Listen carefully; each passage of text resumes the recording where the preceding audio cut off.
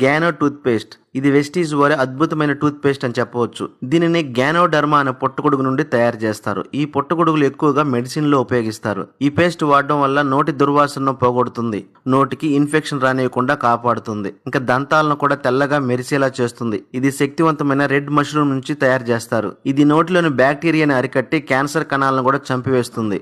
దాని ద్వారా mouth cancer రానియకుండా రక్షిస్తుంది. చిగుళ్ళు మధ్య రక్త ప్రవాహాన్ని అరికట్టి దంతాలను తెల్లగా చేసి నోటిని ఎల్లప్పుడూ తాజాగా ఆరోగ్యంగా ఉంచుతుంది.